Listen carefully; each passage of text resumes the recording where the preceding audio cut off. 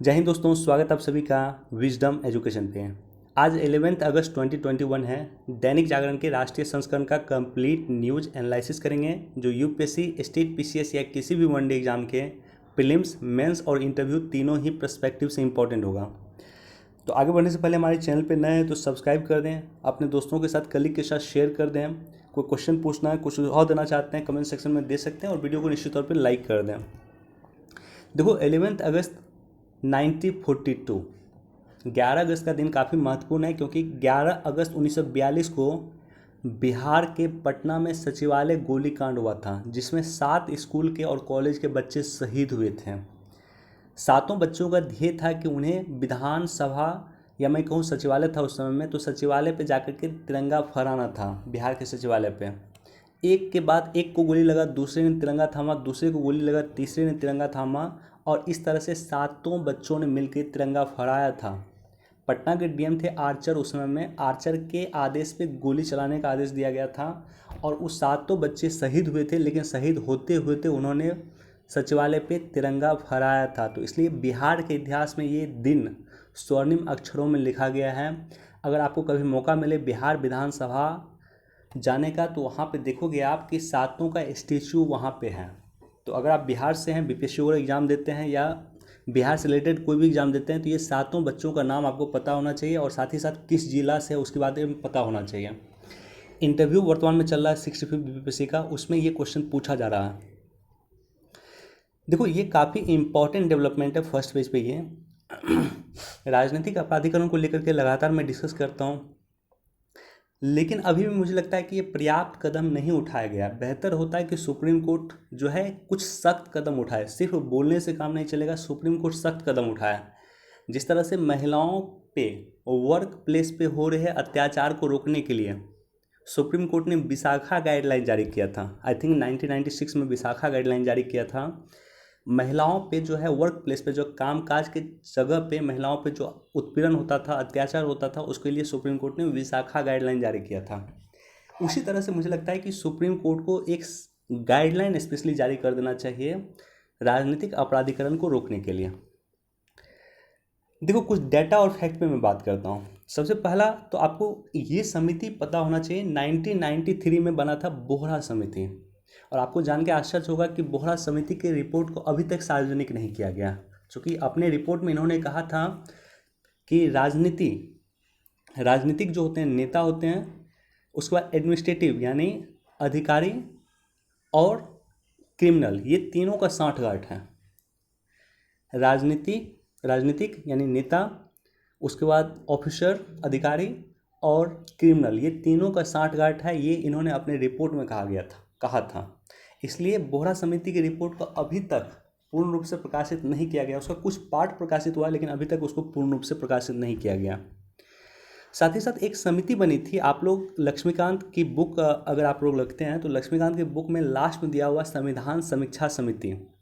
संविधान समीक्षा समिति बनी थी वेंकट चेलैया के अध्यक्षता में, 2002 में बना था। भारत के संविधान जब अपने 50 वर्ष पूरे कर चुके थे तो उसकी संविधान की समीक्षा करना आवश्यक था। तो इसी के लिए अटल बिहारी वाजपेयी जी के द्वारा संविधान समीक्षा समिति बनी थी। इस समिति ने कई सारे रिकमेंडेशन दिया। अगर कभी आपको मौलिक अधिकार के बारे में लिखना हो या नीति निर्देशक तत्व के बारे में लिखना हो तो ये समिति को आप कोट कर सकते हैं। वेंकट चेलैया आयोग, संविधान समीक्षा समिति 2002। बोहरा समिति और संविधान समीक्षा समिति दोनों ने ही कहा था कि राजनीतिक अपराधीकरण के व्यक्ति की संख्या देश में बढ़ रही है। तो ये तो हो गया समिति। अब देखो, यहाँ पे एक संस्था है देश में, एडीआर कहते हैं। और एडीआर का बेसिकली काम यही है कि वो चेक करते रहते हैं कि किस राज्य में कितना आपराधिक छवि के लोग हैं जो संसद में हैं या विधानसभा वगैरह में हैं। तो एडीआर ने अपनी रिपोर्ट में कहा है कि 2004 में आपराधिक पृष्ठभूमि वाले सांसदों की संख्या देश में 128 थी, 2009 में 162 रही है, 2014 में 185 रही है और 2019 में बढ़ के 233 हो गई है। यानी अभी तक सबसे हाईएस्ट राजनीतिक अपराधीकरण यानी आपराधिक व्यक्ति संसद में चुन के आए हैं 2019 में। ये मैं नहीं बोल रहा हूँ, एसोसिएशन ऑफ डेमोक्रेटिक रिफॉर्म्स यानी एडीआर की रिपोर्ट बोल रही है। अब इसमें देखो, इसमें हीनियस क्राइम जो होता है, गंभीर अपराध जो होता है, उसकी संख्या 2009 में जहाँ 76 थी, वहीं पे 2019 में 159 है। यानी जिसपे गंभीर देखो 2019 में क्या है कि टोटल राजनीतिक अपराधीकरण वाले छवि टोटल 233 चुन के आए हैं संसद में, लेकिन उसमें भी जो गंभीर अपराध है वो है 159। गंभीर अपराध का मतलब क्या हुआ कि मैटर मान लो बलात्कार का हो गया, हत्या का हो गया, हत्या के प्रयास का हो गया, अपहरण का हो गया, तो इस सबको कहा जाएगा गंभीर अपराध। और इस गंभीर अपराध के जो है टोटल 159 एमपी चुन के आए हैं संसद में इस बार 2019 में। सबसे अधिक आपराधिक छवि के व्यक्ति 2019 में ही संसद में चुन के आए हैं, ये याद रख लेना, एडीआर का रिपोर्ट। अब देखो इसका कारण क्या है, राजनीतिक अपराधीकरण का कारण क्या है? बहुत सारा कारण है। पहला कारण यह है कि अपराधियों के पास पैसा और बाहुबल राजनीतिक वोट दिलाने में मदद करता है। आपने देखा होगा, ये व्यवहारिक तौर पर आपने देखा होगा कि आपराधिक छवि के जो लोग हैं उसके पास पैसा काफ़ी होता है, क्रिमिनल के पास पैसा होता है और वो वोट दिलाने का भी काम करता है। दूसरा है कि राजनीतिक दलों को जो है फंडिंग की ज़रूरत होती है, पैसे की ज़रूरत होती है, और ये जो क्रिमिनल वाले लोग होते हैं इसके पास पैसा होता है, तो ये राजनीतिक पार्टी को समर्थन करते हैं और बदले में राजनीतिक पार्टी उन्हें संसद में भेज देती है। तीसरा देखा होगा आपने कि अंतर दलीय लोकतंत्र का अभाव है, यानी जो क्या होता है कि किस व्यक्ति को टिकट देना चाहिए या नहीं देना चाहिए ये पूरे पार्टी मिलकर डिसाइड करती थी, लेकिन अब क्या होता है कि पार्टी के जो शीर्ष नेतृत्व होते हैं वही डिसाइड करते हैं। तो अंतर्दलीय लोकतंत्र का अभाव है जिसके कारण राजनीतिक अपराधीकरण बढ़ रहा है। सबसे इम्पोर्टेंट ये है कि आपराधिक न्याय प्रणाली हमारी खराब है। Justice delayed is justice denied. कल परसों मैं एक रिपोर्ट पढ़ रहा था, 3.93 करोड़ मैटर, 3.93 करोड़ केस जो है लोअर कोर्ट में पेंडिंग है, डिस्ट्रिक्ट कोर्ट या डिस्ट्रिक्ट के नीचे जो कोर्ट होती हैं। आप सोच सकते हो 3 करोड़ लगभग 4 करोड़ मैटर पेंडिंग है, तो ये भी बहुत बड़ा रीजन है राजनीतिक अपराधीकरण का। First past the post system, ये भी कहीं ना कहीं राजनीतिक अपराधीकरण का बहुत बड़ा कह सकते हो कारण है। First past the post system क्या होता है कि मान लेते हैं कि एक विधानसभा में टोटल 1000 वोट, और किसी व्यक्ति को मान लेते हैं कि मैक्सिमम मिला है 51 वोट, मान लेते हैं कि 100 लोग खड़ा हो गए, किसी व्यक्ति को 51 वोट मिला है और एक व्यक्ति को 50 वोट मिला, तो ये जो 51 वोट है, अगर आप वोट शेयर देखोगे तो इसका जो है 10% भी नहीं है, लेकिन बावजूद इसके ये जीता माना जाएगा क्योंकि इसको सबसे अधिक वोट मिला है। तो इसी को कहा गया first past the post system. जिस व्यक्ति को सबसे अधिक वोट मिला है उसको जीत घोषित किया जाएगा, भले वो 5% वोट मिले, 2% वोट मिले, 1% वोट मिले, 10% वोट मिले या 50% वोट मिले, उसे कोई फर्क नहीं पड़ता। इसी तरह से निर्वाचन आयोग जो है अभी तक राजनीतिक अपराधीकरण को रोकने में नाकाम रहा है। और एक और इम्पॉर्टेंट रीजन मैं बताता हूँ भारत में खास करके राजनीतिक अपराधीकरण को बढ़ने का कारण प्रशासनिक विफलता। देखो बिहार से मैं हूँ और बिहार जैसे क्षेत्रों में मैंने देखा है कि एक गरीब व्यक्ति किसी प्रशासनिक अधिकारी के पास जाता है तो वो नॉर्मली वो प्रशासनिक अधिकारी उसका काम नहीं करता, नॉर्मल कंडीशन में वो काम बिल्कुल नहीं करेगा। ऐसे कंडीशन में क्या होता था कि वो गरीब व्यक्ति किसी बाहुबली के पास चला गया, किसी आपराधिक छवि वाले व्यक्ति के पास चला गया, और वो आपराधिक छवि व्यक्ति जो है उसी प्रशासनिक अधिकारी को कॉल करके बोलता है कि आप इसका काम करो, तो इमिडिएटली वो काम करता है। तो ये जो प्रशासनिक विफलता है, अगर एक गरीब व्यक्ति डायरेक्टली प्रशासन के पास गया और प्रशासन पहले उसके काम का निदान कर देता तो उस गरीब व्यक्ति को जो है उस बाहुबली के पास जाने की ज़रूरत नहीं पड़ती। लेकिन चूंकि प्रशासनिक विफलता थी इसलिए बाहुबली के पास वो गया और इसलिए बाहुबली की लोकप्रियता बढ़ी, और लोकप्रियता बढ़ने के बाद जो है राजनीति में उसको वोट अच्छे मिलते हैं। बिहार में या किसी भी जगह देखना, राजनीतिक अपराधीकरण, जो अपराधी व्यक्ति होगा, जो क्रिमिनल व्यक्ति होगा, उसको वोट मिलेगा। उसका रीजन, बहुत बड़ा रीजन यह है। ठीक है, अब देखो ये तो कारण था। अब यहाँ पे जो है सुप्रीम कोर्ट ने एक निर्देश दिया था 13 फरवरी 2020 को, यहाँ पे लिखा हुआ है, और खास करके बिहार चुनाव में भी ये निर्देश दिया गया था कि जितने भी व्यक्ति हैं वो चुनाव लड़ रहे हैं उस व्यक्ति को, यहाँ पे दिया हुआ देखो, राजनीतिक दल उम्मीदवार आपराधिक रिकॉर्ड का ब्यौरा वेबसाइट पेज पे देंगे। अपना एक वेबसाइट पेज पे जो है, जो राजनीतिक दल का वेबसाइट है उस पर अपना जो है रिकॉर्ड ब्यौरा देंगे, और साथ ही साथ इसको जो है पब्लिश करवाएंगे मीडिया के माध्यम से। मान लो कोई पेपर में पब्लिश उसको करवाया, टीवी के माध्यम से पब्लिश करवाया, ये करवाना चाहिए। तो यहाँ पे ये बताया गया है कि क्या क्या निर्देश दिया गया है। चुनाव आयोग को कुछ निर्देश दिया गया, जागरूकता संबंधित अभियान के लिए निर्देश दिया गया था। राजनीतिक दल उम्मीदवार के चयन के 48 घंटे के भीतर उसका आपराधिक ब्यौरा पब्लिश करवाएंगे, पेपर वगैरह में पब्लिश करवाना था। अगर मान लो कोई आपने किसी व्यक्ति को सिलेक्ट किया तो आपको पेपर में पब्लिश करवाना था वो उस पर क्या क्या मुकदमा चला है, और ये सारी चीज़ों का अवहेलना किया गया, पब्लिश नहीं करवाया गया।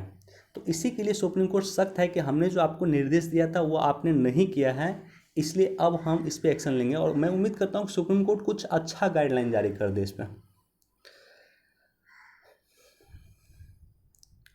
देखो, ओबीसी की पहचान करने के लिए राज्यों को मिलेगा हक। मैं लगातार डिस्कस कर रहा था कि ओबीसी को पहचान करने के लिए राज्यों को हक दिया जाएगा। ये बिल कल संसद में पारित हो चुका है। अब देखो, यहाँ पे भारत ने अपने नागरिकों को अफगानिस्तान छोड़ने की दी सलाह।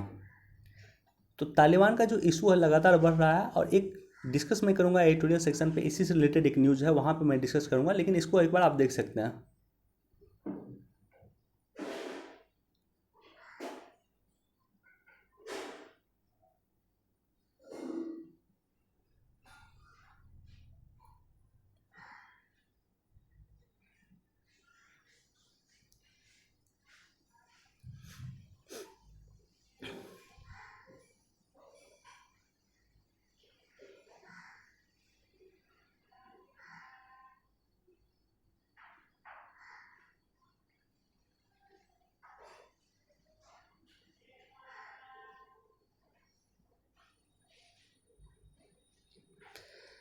देखो, उज्ज्वला योजना के बारे में कल हमने डिस्कस किया था। उज्ज्वला से महिलाओं के सशक्तिकरण के संकल्प को मिलेगा बल। तो उज्ज्वला योजना के बारे में कल हमने डिस्कस किया था। वहीं पे यहाँ पे जो है उज्ज्वला योजना 2.0 का शुरुआत कल किया जा चुका है।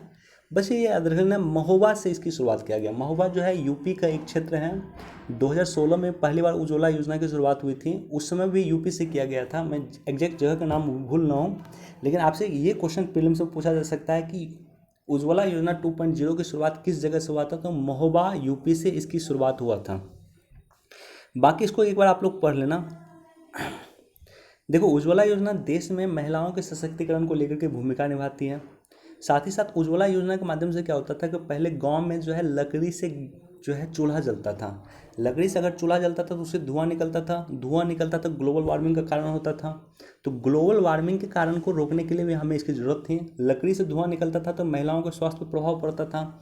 स्वास्थ्य खर्चा कम हो, स्वास्थ्य की समस्या का समाधान हो, इसके लिए भी उज्ज्वला योजना की हमें आवश्यकता है। इसके लिए भी उज्ज्वला योजना की हमें ज़रूरत है। और महिलाओं के सशक्तिकरण के लिए भी उज्ज्वला योजना महत्वपूर्ण भूमिका का निर्वहन करती है। इस तरह से अगर आप सोचना शुरू करोगे मेंस पर्सपेक्टिव से, तो आपको 6-7 रीजन मिल जाएगा कि उज्ज्वला योजना जो हमारे लिए काफ़ी ज़रूरी है।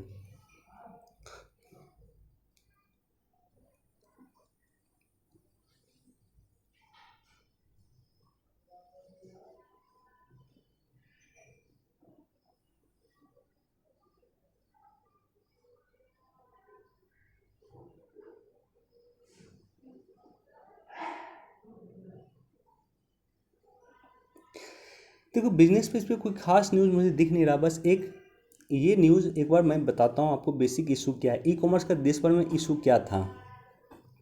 देखो, मान लो एक कंपनी है अमेजॉन। सभी आप लोग जो है कुछ ना कुछ परचेज करते होंगे अमेजन से। अमेजन कंपनी के मालिक जो है विश्व के सबसे अमीर व्यक्ति हैं वर्तमान में। अब देखो, अमेजन कंपनी मान लो भारत में आती है।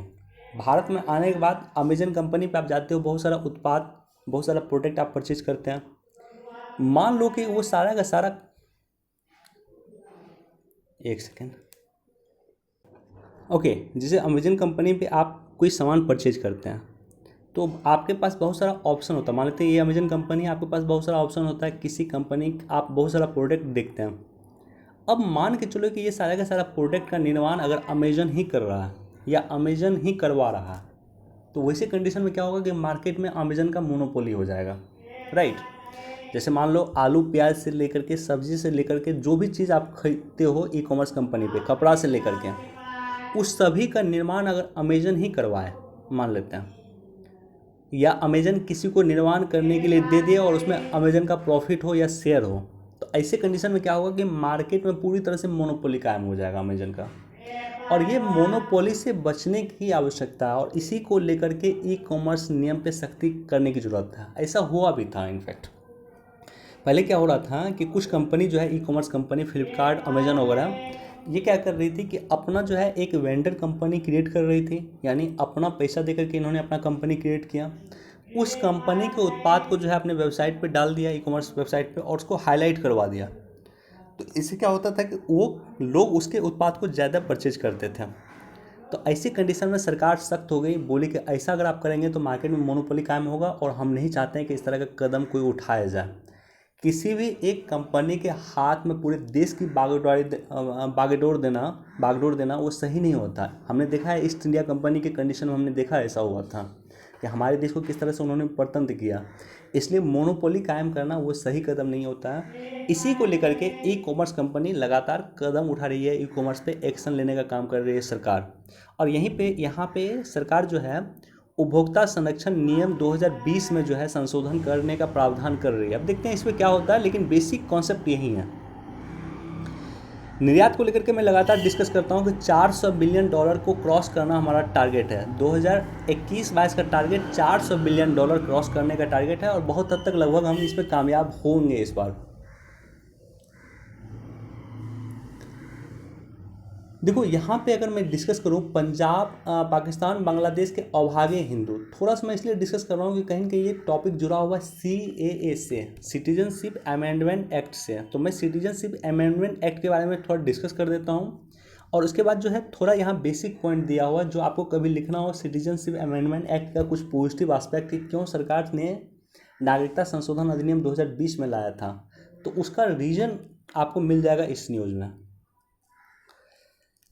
देखो सबसे पहले तो नागरिकता संशोधन अधिनियम आया था 1955 में, 1955 में। भारत के संविधान के भाग 2 में नागरिकता को लेकर के प्रोविज़न है, अनुच्छेद 5 से लेकर के 11 तक नागरिकता का प्रावधान किया गया और इसी के तहत नागरिकता अधिनियम आया था 1955 में और उसको संशोधन अधिनियम लाया गया 2019 में। अब देखो 2019 में इसको लेकर के अधिनियम आया था, नागरिकता संशोधन अधिनियम 2019 आया था। इसमें बेसिक प्रोविज़न क्या किया गया है कि बेसिक देखो, ऐसा नहीं है कि विश्व के किसी भी देश के कोई भी व्यक्ति अगर भारत में नागरिकता चाहेगा तो उसको नहीं मिलेगा, ऐसा नहीं है। विश्व के किसी भी देश के किसी भी जगह के कोई भी व्यक्ति, किसी भी जाति धर्म समुदाय का व्यक्ति अगर भारत में नागरिकता चाहेगा तो उसे मिलेगा। मसलन नागरिकता अधिनियम 1955 में जो प्रावधान है कि आपको 11 वर्ष तक भारत में रहना होगा और पिछले 1 वर्ष से भारत में आप लगातार रह रहे हैं, यानी टोटल 12 वर्ष अगर आप भारत में रह चुके हैं तो वैसे कंडीशन में आप नागरिकता के लिए अप्लाई कर सकते हैं, आपको नागरिकता मिलेगा, चाहे आप किसी भी जाति धर्म समुदाय व्यक्ति कहीं के भी हो। एग्जाम्पल मैं आपको देता हूँ, पाकिस्तान के बहुत फेमस सिंगर थे अदनान सामी, जिसको भारत की नागरिकता मिला है। वो पाकिस्तान के हैं और मुस्लिम भी हैं, बावजूद उसको भारत की नागरिकता मिला है क्योंकि उन्होंने इसको फुलफिल किया। 11+1 11 वर्ष आप भारत में रह चुके हैं और पिछले 1 वर्ष से लगातार आप भारत में रह रहे हैं, यानी टोटल 12 वर्ष आप भारत में रह चुके हैं, तो आप नागरिकता के लिए अप्लाई कर सकते हैं और सरकार आपको नागरिकता देगी। लेकिन इसमें क्या प्रोविज़न किया गया है, इसमें प्रोविज़न बेसिकली ये किया गया है कि 11+1 की जगह अब कर दिया गया 5+1, यानी 5 वर्ष भारत में आप रह चुके हैं और पिछले 1 वर्ष से लगातार भारत में आप रह रहे हैं तो आपको नागरिकता मिलेगी।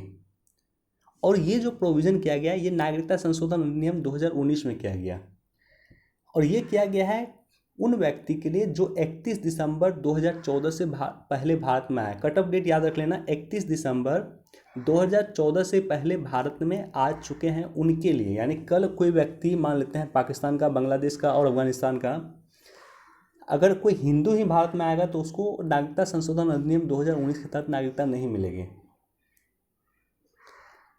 तो ये 2014 से पहले 31 दिसंबर 2014 से पहले जो पाकिस्तान, बांग्लादेश और अफगानिस्तान के 6 कम्युनिटी सिख, बौद्ध, जैन, पारसी, ईसाई और हिंदू अगर भारत आ चुके हैं तो उसको नागरिकता मिलेगी। 11+1 की जगह 5+1 के आधार पर ही नागरिकता मिलेगी। अफगानिस्तान, बांग्लादेश और पाकिस्तान में रहने वाले धार्मिक अल्पसंख्यकों को उपरोक्त लाभ दिया जाएगा। और इसका पहचान कैसे किया जाएगा, इसके लिए विदेशी अधिनियम 1946 और पासपोर्ट भारत में प्रवेश अधिनियम 1920 के तहत छूट देने का प्रोविजन किया गया है। अवैध प्रवासियों के लिए नागरिकता संबंधित उपरोक्त प्रावधान संविधान के 6ठी अनुसूची में शामिल असम, मेघालय, त्रिपुरा और मिजोरम के आदिवासी क्षेत्रों पर लागू नहीं होगा। यानी कोई व्यक्ति अगर मान लेता है कि असम, मेघालय, त्रिपुरा और मिजोरम में जो आदिवासी क्षेत्र में जाते हैं वहाँ पे ये प्रोविज़न लागू नहीं होगा। तो ये बेसिक कॉन्सेप्ट था। अब देखो यहाँ पे कुछ जो इम्पोर्टेंट चीज़ें हैं, जो इस न्यूज़ का फैक्ट है वो मैं आपको बताता हूँ। भारत के विभाजन के समय में पाकिस्तान में 21% हिंदू थे। अगर आपको लिखना हो कि नागरिकता संशोधन अधिनियम क्यों सही है तो आप इसको लिखें, जरूर लिखें, कोट करें कि विभाजन के समय में पाकिस्तान में 21% हिंदू थे, जो आज सिर्फ 1.5% है। बांग्लादेश में 1974 में 14% हिंदू थे, जो आज 8% रह गया। और बांग्लादेश में ही ढाका के एक प्रोफेसर हैं, प्रोफेसर अब्दुल बरकत, जिन्होंने अपनी पुस्तक 2016 में एक पुस्तक लिखी थी। उस पुस्तक में कहा था कि 2030 तक बांग्लादेश में एक भी हिंदू नहीं बचेगा। इसी तरह से आपने देखा है कि कुछ दिन पहले बांग्लादेश में 4 मंदिर तोड़ा गया, और हमने देखा है कि पाकिस्तान में लगातार मंदिर वगैरह तोड़ा जाता है। अफगानिस्तान में 1990 के दशक में 2 लाख हिंदू और सिख थे, जो वर्तमान में 1000 के आसपास रह गया। तो ऐसे कंडीशन में जो धर्म के आधार पर, चूंकि इसका जो है उत्पीड़न होता है, धर्म के आधार पे इसको उत्पीड़ित किया जाता है, इसलिए भारत सरकार ने प्रोविज़न किया था कि धर्म के आधार पर चूंकि इसका उत्पीड़न होता है, इसलिए हम इसे नागरिकता देने का काम करेंगे। तो उम्मीद करता हूँ कि आपको बेसिक कॉन्सेप्ट इसका क्लियर हो गया होगा। नागरिकता संशोधन अधिनियम में कई सारे और प्रोविज़न है जो मैं डिस्कस नहीं कर रहा हूँ, जैसे OCI को लेकर के प्रोविज़न था, उसका क्या पॉजिटिव इम्पैक्ट है, नेगेटिव इम्पैक्ट है, फिर कभी मैं डिटेल से डिस्कस कर दूंगा। देखो ये काफ़ी इंपॉर्टेंट है, इसको ज़रूर आप लोग पढ़ें। यहाँ पे काफ़ी डाटा दिया हुआ जो एग्जाम पर्सपेक्टिव से काफ़ी इंपॉर्टेंट होगा। समग्र शिक्षा अभियान जो आया था, पहले आया था 2016 में, आई थिंक आया था 2016 या 18 में आया था, एग्जैक्ट मुझे याद नहीं है। लेकिन इसमें 3 प्रोविज़न था, 3 कार्यक्रम चल रहे थे पूरे देश भर में, पहले से चल रहे थे। जैसे सर्व शिक्षा अभियान काफ़ी पहले से चल रहा था, राष्ट्रीय माध्यमिक शिक्षा अभियान भी पहले से चल रहा था, और टीचर एजुकेशन भी पहले से चल रहा था। ये तीनों को कंबाइंड कर दिया गया सरकार के द्वारा, और एक योजना बनाया गया जिसे समग्र शिक्षा अभियान, समग्र शिक्षा कहा गया, जिसमें तीनों को कंबाइंड किया गया, सर्व शिक्षा अभियान को, राष्ट्रीय माध्यमिक शिक्षा अभियान को और टीचर्स एजुकेशन को। अभी क्या किया गया है कि समग्र शिक्षा अभियान 2.0 लाया गया, जिसे 31 मार्च 2026 तक इसको विस्तारित कर दिया गया। यानी समग्र शिक्षा अभियान 2.0 आया, 2026 तक विस्तारित किया गया। अब इसमें क्या किया गया है, सरकार ने इम्प्रूवमेंट किए हैं कि इसके तहत जो है स्कूल में बाल वाटिका होगा, स्मार्ट क्लासरूम होगा, प्रशिक्षित शिक्षकों की व्यवस्था किया जाएगा। ये सारा का सारा जो है प्रावधान किया जाएगा। इसका रीज़न क्या है, इसका रीज़न ये है कि नई शिक्षा नीति सरकार लाई है, और नई शिक्षा नीति में जब आप पढ़ोगे तो नई शिक्षा नीति में बहुत सारा प्रोविज़न किया गया। एक प्रोविज़न तो ये है कि क्लास में महीना में जो है आपको 10 दिन आना है बिना बैग के आना, और महीने में 10 दिन जो बिना बैग के आओगे तो आपको स्कूल में वोकेशनल ट्रेनिंग दिया जाएगा। वोकेशनल ट्रेनिंग का मतलब हो गया कि अगर आप कुछ सीखना चाहते हैं, जैसे आप इलेक्ट्रॉनिक्स में इंटरेस्ट है तो इलेक्ट्रॉनिक्स का कुछ सामान सिखा दिया जाएगा, प्लम्बरिंग में इंटरेस्ट है प्लम्बर का सामान सिखा दिया जाएगा, कंप्यूटर में इंटरेस्ट है कंप्यूटर का कुछ सामान सिखा दिया जाएगा। मतलब आपके स्किल पे काम किया जाएगा, एक तरह से आप समझो। और ये क्लास 6 से ही शुरू होगा, क्लास 6 से ही आप किसी न किसी स्किल को आपको डेवलप करने में मदद किया जाएगा। तो इसको आपके स्किल को चूँकि इन्हेंस किया जाएगा, इसके लिए आपको हेल्प की जाएगी। तो सबसे पहले तो स्किल में आपको अगर इम्प्रूव किया जाएगा, बच्चों का स्किल अगर सुधारा जाएगा, तो उससे पहले तो टीचरों का स्किल सुधरना चाहिए ना। टीचर अगर मान लो टीचर को ही कुछ नॉलेज नहीं होगा, टीचर के पास कोई स्किल नहीं होगा सिखाने के लिए, तो क्या सिखाएंगे बच्चों को। तो इसी के लिए समग्र शिक्षा अभियान आया कि टीचरों को भी ये सब स्किल्स सिखाया जाए। मसलन कारपेंट्री का काम अगर सीखना है तो टीचर को भी ये सब चीज़ सिखाना होगा ताकि टीचर बच्चों को सिखा सकें। तो मुझे लगता है कि एक बेसिक शुरुआत किया गया है समग्र शिक्षा अभियान के माध्यम से, कि एक समग्र रूप से किस तरह से टीचर को भी एडुकेट किया जाए, शिक्षित किया जाए, ताकि वो बच्चों को भी एडुकेट कर सकते हैं। इसको डिटेल में पढ़ लेना, यहाँ पे बेसिक प्रोविज़न दिया हुआ है। पढ़ सकते हैं, बहुत इंपॉर्टेंट मुझे दिख नहीं रहा लेकिन पढ़ सकते हैं।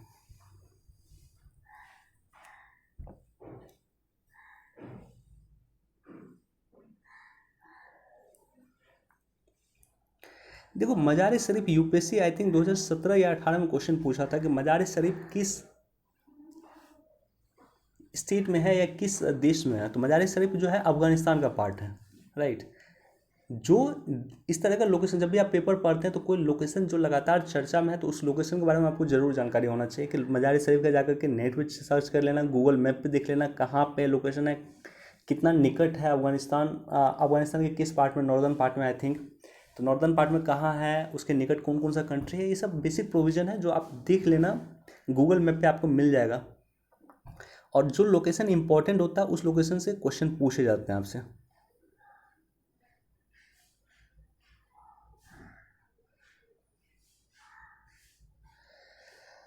चलिए इतना ही न्यूज़ था हमारे पास। वीडियो देखने के लिए धन्यवाद। Thank you so much. Please do like share and subscribe. Thank you.